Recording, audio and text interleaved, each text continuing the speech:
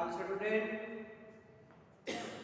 कोविड-19 के अनुसार जो श्री श्याम शिशु प्रशिक्षण संस्थान के द्वारा ऑनलाइन क्लासेस लगाई जा रही है, तो विद्यार्थियों को सिलेबस के माध्यम से घर बैठे वीडियो के तौर पर देख सकते हैं। तो जो सुविधा जो शिक्षक के द्वारा, प्रोफेसर के द्वारा विद्यार्थियों को घर बैठे शिक्षा मिल रही है, तो उसको प्रत्येक स्टूडेंट को इसका लाभ एवं फायदा उठाना चाहिए, ताकि जो अपना परीक्षा के दौरान या परीक्षा के नजदीक अपना सिलेबस समय पर मिल रहा है, तो उसका भी फायदा उसे मिलेगा।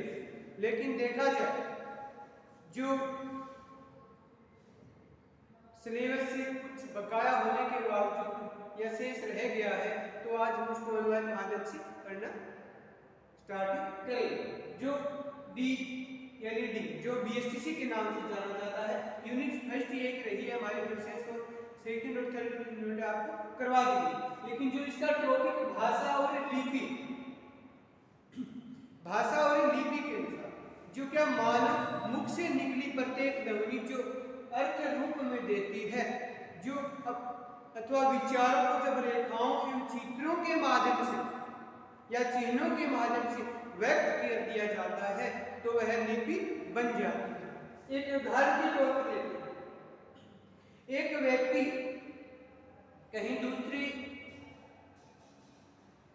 गांव या शहर जाता है, तो उसके पास कुछ पैसे होते हैं जो क्या एक साथ वो इकट्ठे साथ में नहीं ले जा सकते, लेकिन उस पैसों को वहां पर किसी के पास रखने की उसकी जरूरत थी। जो एक व्यक्ति ईमानदार मिल जाए तो अपने खुद के पैसे दूसरे व्यक्ति के पास रख सकता है, लेकिन उसको इधर उधर घूमने के बाद मिलना। लेकिन एक विचार आया उसके बाद, उसमें एक दोस्त था, दोस्त के आगे का एक दोस्त था जो उसका व्यवसाय कह सकते हो, तो उसके पास गया, वो कुछ पैसे लेके कहा, जो उसका कुछ भी नाम था, लेकिन उसको बोला गया कि मेरे पास बहुत सारे पैसे हैं, वो आप एक संदूक है आपके पास मजबूत है, तो उसके अंदर आप वो रख सकते हो, लेकिन मुझे कहीं बाहर कुछ दिनों के लिए शहर जाना पड़े, इसलिए पैसे एक साथ नहीं ले जा सकते। लेकिन वो एक शॉर्टकट में बात ये बता रहा हूँ आपको ताकि हमारा टॉपिक कुछ लंबा न चले। लेकिन जो एक उसने बोल दिया कि मेरा संदूक अपने कमरे के अंदर है, मजबूत संदूक, उसके आप अंदर पैसे रख दो। तो पैसा रखने के बावजूद जैसे पैसा रहता और बाहर आ जाता, उसको बोलता है अपने दोस्त को कि मैंने पैसे उसके अंदर रख दी, मैं शहर जा रहा हूँ, 5-4 दिनों में आऊंगा, वापस ही ले लूँ। तब वो वहां से निकलता है, निकलने के बाद में वो 2 या 4 दिन बाद में वापस आता है। घर आने के बाद वो अपने दोस्त के पास जाता है, पास जाने के बाद में वहां से कोई पैसा लाने के लिए जाता है। वो दोस्त बोलता है तुमने वहां रखी उस संदूक में, वहीं से उठा लेना। जैसे वहां पर एक संदूक के अंदर वो जाता है, जिसे संदूक खोलने के बावजूद वो पैसों की गिनती करता है, तो वहां पर उसको 400 रुपए कम मिलते हैं। क्या 400 रुपए कम मिलते हैं? तो कम मिलते हैं तो उसको अपने दोस्त को कहता है कि अरे मेरे भाई, मैं तो रुपए यहाँ पर पूरे रख के गया, लेकिन उसके अंदर दोस्त 400 कम है। तो वो एक दोस्त उसको कहता है जैसे तुमने गिने वैसे है वहां पर सुरक्षित, मैंने उसको ना हिलाए ना निकाले, मैं उसको कर। तो उसमें ये बात मेन बात ये आ जाती है कि जो वहां पर पैसे रख के गया वो एक लिखित रूप में दे के जाता तो एक वाचन के तौर पर सही रहता, लेकिन जो एक भाषा और लिपि के अनुसार देखा जाए वो एक अपने गवाहों के मुकरने के कितनी देर लगती है तो इसमें पता नहीं चलता। तो एक लिखित रूप में देख के जाता तो उसका वहां पर पता चल जाता। अब आप ही बताइए कि अगर उस शख्स ने मौखिक वचन ही बताए कि अगर उस व्यक्ति का नाम लिया जाए तो वचन पर विश्वास करने की बजाय लिख कर लिया गया तो एक उसे धोखा दे पाता या नहीं दे पाता। तो ये बात उस पर एक भाषा लिपि के अनुसार हो जाती है। उदाहरण के तौर पर अब हम चलते हैं भाई में टॉपिक। जो लिपि से तात्पर्य लिखित चिन्हों की उस व्यवस्था से है जिनके द्वारा भाषा को रूपायित किया जाता है अथवा आकार दिया जाता है। जब कहने वाला सामने होता है तो उसके विचारों को सुनकर उससे प्रत्यक्ष साक्षात्कार किया जाता है। जो क्या एक लेकिन उसके जो करवा देती है, या लिपि की वह एकमात्र साधन है जिसके माध्यम से हम किसी भी व्यक्ति का उसके विचारों के माध्यम से साक्षात्कार कर लेते हैं। इसे ऐसे भी कह सकते हैं कि भाषा में मात्र सुना जा सकता है, भाषा में मात्र क्या है कि सुना जा सकता है।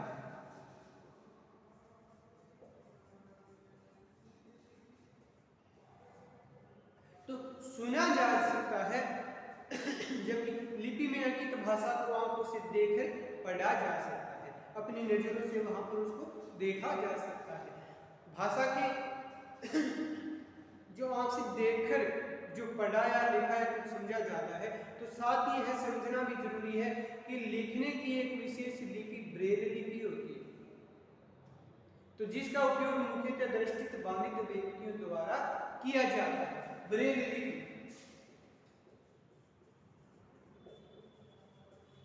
जो दृष्टित बाधित, जो अपने सब्जेक्ट के अनुसार देखा जाए बीएसटीसी नहीं, बीए और डीसी बीएड समावेशी केंद्र इसका एक टॉपिक लगता है, वहां पर ये ब्रेल लिपि जो एक जैसे शब्द कोई लिखा गया है शहर का नाम या कोई भाषा में कुछ भी हो, तो लेकिन उसको स्पर्श करके देखा जाए तो एक वहां पर ब्रेल लिपि ही काम आती है।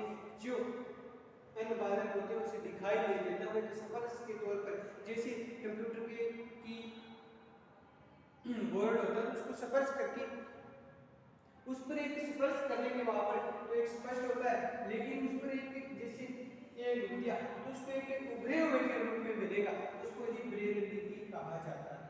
जैसे कोई भी शब्द हो, ए हो गया या बी हो गया या डी हो गया या एस हो गया, तो इसके अनुरूप जो उसके उभरे हुए रूप तो वहां पर आपको मिलेगी। जैसे कोई भी नाम हो, लेकिन उसको ही ब्रेल लिपि के नाम से जाना जाता है, और जिसका उपयोग मुख्यतः दृष्टिबाधित व्यक्ति द्वारा ही किया जाता है। मानव मन की अभिव्यक्ति विचारों को अधिक स्थायी रूप प्रदान करने की प्रक्रिया नाम लिपि है। वास्तव में लिपि ध्वनियों को लिखकर प्रस्तुत करने का ढंग सभ्यता के विकास के साथ साथ मनुष्य के लिए अपने भाव तथा विचारों को स्थायित्व देना या ऐसे दूर स्थित लोगों से संपर्क बनाए रखना तथा या संदेशों और समाचारों के आदान प्रदान के लिए मौखिक भाषा से काम चला पाना मुश्किल हो गया है। अनुभव की गई है आवश्यकता की लिपि के बनने के कारण बनी हुई है, क्योंकि उसको एक देखा जाए संदेश या समाचार एक ऑनलाइन के माध्यम से देखा जाए तो वहां पर एक भाषा लिपि का कम ही प्रयोग किया जाता है, क्योंकि एक सीधे मैसेज के अनुरूप उसको ईमेल के माध्यम से वहां पर सूचना दे दी जाती है। फिर उसी का आगे का भाषा और लिपि के अनुसार लिपि और भाषा में संबंध एवं अंतर। लिपि और भाषा में अंतर।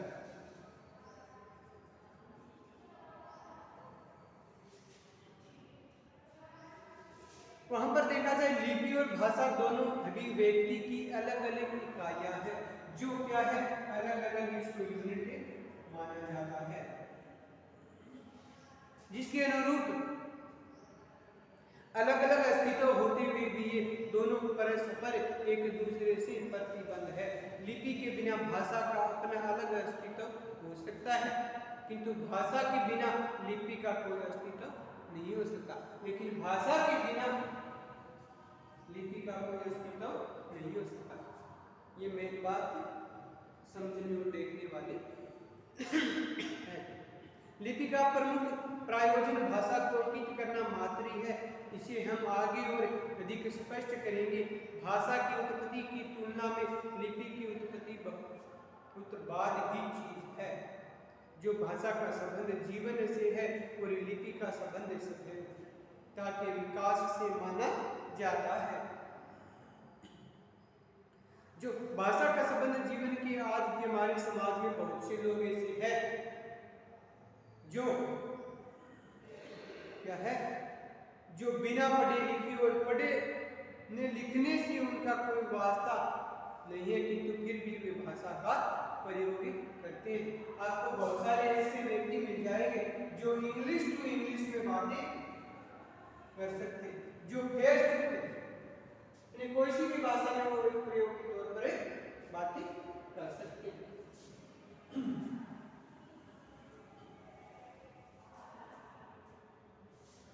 तो वहां पर किंतु फिर भी वो एक भाषा का प्रयोग करते हैं। लिपि और भाषा का घनिष्ठ संबंध है। भाषा और लिपि दोनों एक दूसरे से प्रतिस्थ रखते हैं, लेकिन उस पर समझने के लिए ध्वनि संकेतों और लिपि के संकेतों का संबंध पर चर्चा करते हैं।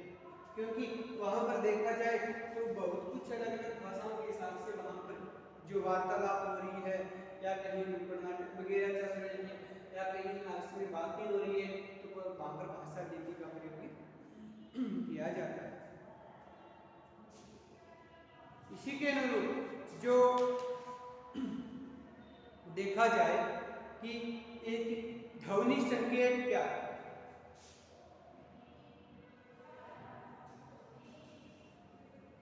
ध्वनि संकेत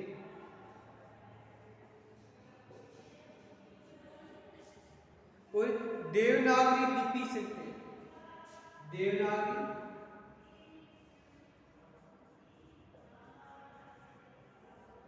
लिपि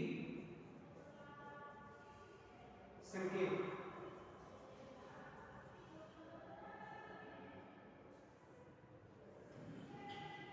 और इसी का 3 नंबर देखा जाए नया लिपि संकेत, जो क्या है नया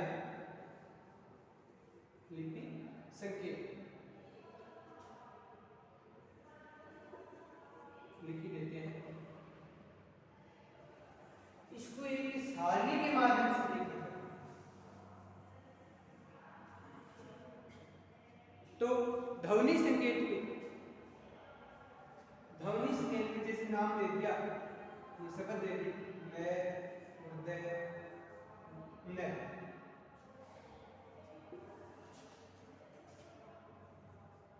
मैं हृदय न, तो उसके अनुरूप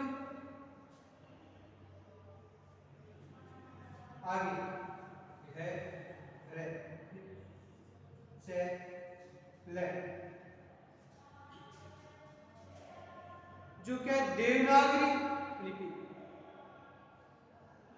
तो देवनागरी लिपि के अंदर भी यही बात की जाती है। मदन घर चल, ध्वनि संकेत क्या हो गया देवनागरी लिपि हो गई। और ये आ जाती है नया लिपि संकेत, जो संकेत किस तरफ बढ़ रहा है। इसका देखा जाए त्रिभुज के तौर पर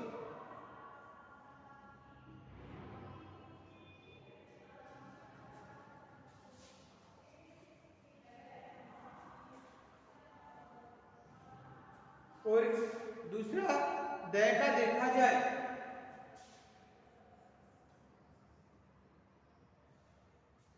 चतुर्भुज के हिसाब से कर सकते हैं या 4 कॉलम को बराबर मान सकते हैं। जो एक नैका गोलाकार गेंद का साइज का भी कैसे जो घ रेख घ के अंदर क्या बात जाती है इसके अंदर प्लस और इसका गुणे के हिसाब से जो नया संकेत इस हिसाब से उसकी तरफ संकेत बढ़ा रहा है। फिर आ जाए सेल, इसको भी इस तरह का आकार दिया गया है क्योंकि उसमें थोड़ी समानता है।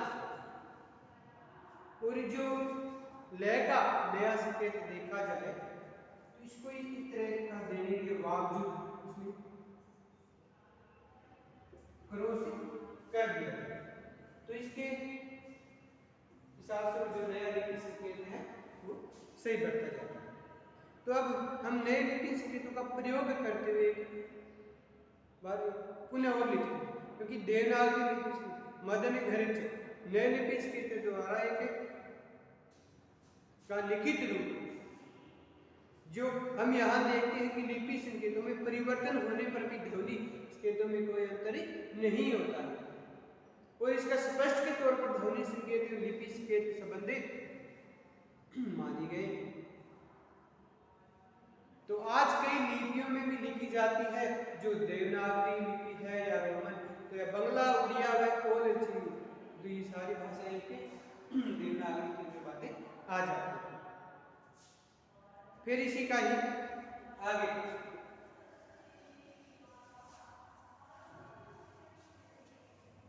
जो एक भाषा और लिपि के अनुरूप क्रम वाइज से आपको ये उचित रूप से या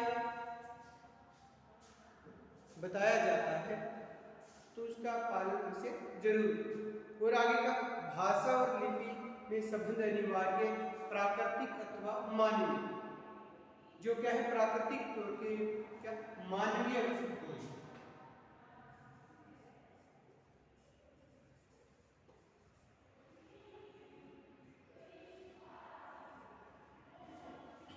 क्या है मानवीय।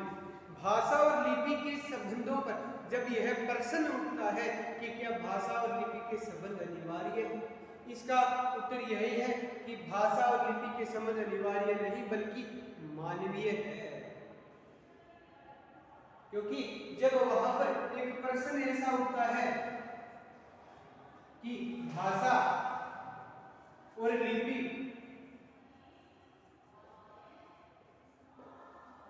अनिवार्य है, तो ऐसा उसको माना जाता है कि पर्सन भाषा और लिपि अनिवार्य नहीं लेकिन मानवीय है। ये इसलिए मानवीय यहाँ पर आया है कि भाषा और लिपि में संबंध अनिवार्य नहीं है लेकिन बल्कि इसकी मानवीय ही है। लिपि का प्रयोग भाषा के स्वरूप को शिथिल रखने सहायक तो हो सकता है किंतु उसके बिना भी भाषा पूर्ण होती है। भाषा अनेक लिपियों में पृथक पृथक रूप में लिखी जा सकती है और प्रत्येक रूप में भाषा का वही रूप जीवित रहता है। ये बात है कि मानवीय के रूप आ जाती है। अक्सर लोग इसे बात करते हैं जिससे भाषा और लिपि का कोई जन्मजात संबंध हो। एक देखा जाए तो इसमें क्या है, ऐसा भी मानते हैं कि इसका जन्मजात संबंध हो सकता है। एक ही लिपि में लिखी जा सकती है और एक ही भाषा को लिखने के लिए आप संसार की सभी लिपियों का प्रयोग कर सकते हैं। उदाहरण के लिए देखा जाए हिंदी व अंग्रेजी भाषा देवनागरी व रोमन लिपि को लीजिए। जैसे हिंदी देवनागरी है तो मोहन खेल रहा है। हिंदी क्या है, देवनागरी है।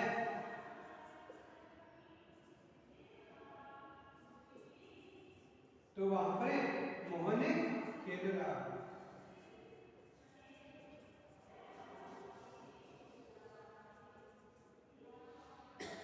और दूसरी बात जो हिंदी का देखा जाए मोहन खेल रहा है, इंग्लिश में देखा जाए अंग्रेजी के अंदर मोहन खेल रहा है।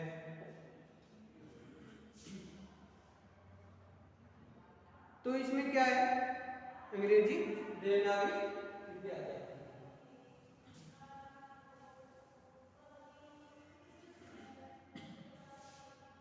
जो भारत की अनेक भाषाएं देवनागरी में लिखी जाती है वह एक संस्कृत को लिखने के लिए भारत में ही अनेक लिपियों का प्रयोग होता है जो 1986 और 42 में काफी बनाई गई थी।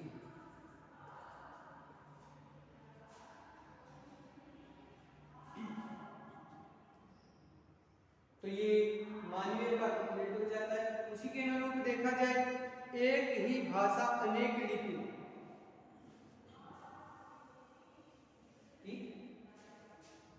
एक ही भाषा अनेक लिपि, एक ही भाषा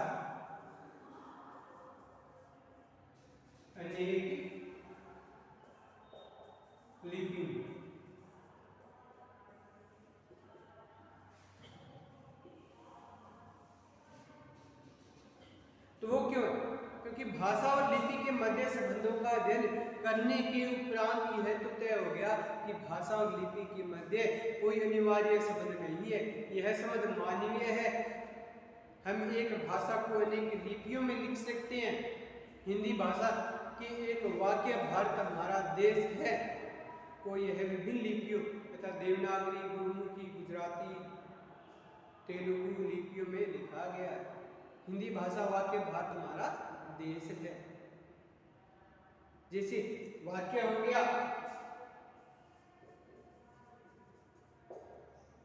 भारत हमारा देश है।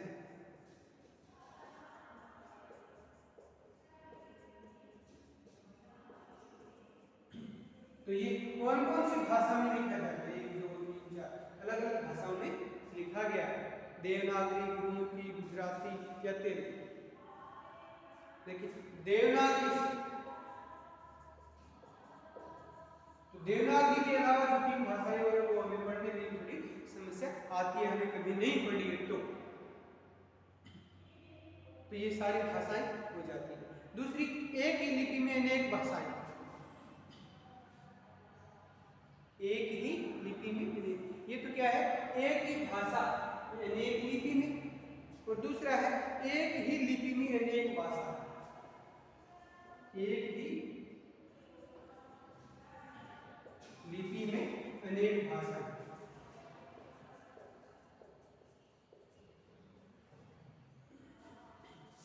पूर्व में जिस प्रकार हमने एक ही भाषा के वाक्य को अनेक लिपियों में लिखा, उसी प्रकार एक ही लिपि में अनेक भाषाओं को भी लिखा जा सकता है।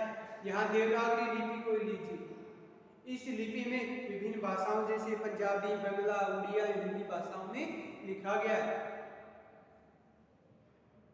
जैसे पंजाबी में देखा जाए, भारत साडा देश है।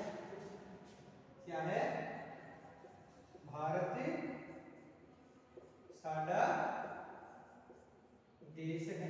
ये क्या है? पंजाबी के अंदर लिखी गई है।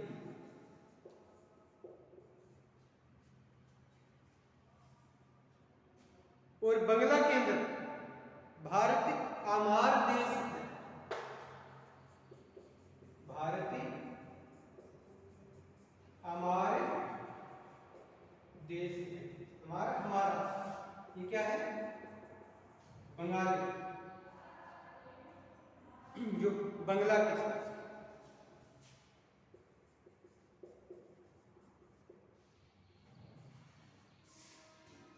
और उड़िया भाषा में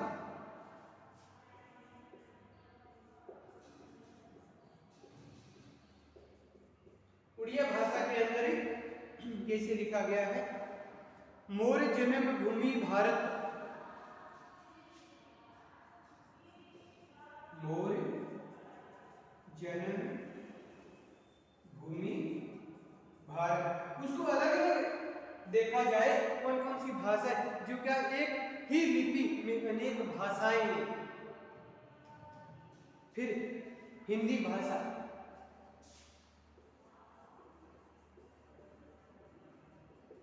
हिंदी भाषा के अंदर देखा जाए तो वहां पर क्या है? कैसा लिखा गया? भारत हमारा देश है। भारत हमारा देश है। तो इसी के अनुरूप जब आप अच्छी तरह समझ गए होंगे कि भाषा और लिपि के मध्य मानवीय है, तो लिपि साधन मात्र है, इसमें हम भाषा को दृश्यमान बनाते हैं। यह एक समर्था निर्धाम भ्रम है कि इस एक लिपि को अपना लेने से किसी क्षेत्रीय भाषा को हानि पहुंचेगी। लिपि भाषा नहीं है तो वह ध्वनियों के लिए निर्धारित प्रतीक है। यदि लिपि वैज्ञानिक है और इस भाषा की सभी ध्वनियों को व्यक्त कर सकने में समर्थ है, तो किसी भी लिपि में लिखिए ध्वनि वही होगी। तो आज का हमारा टॉपिक कंप्लीट। जय हिंद।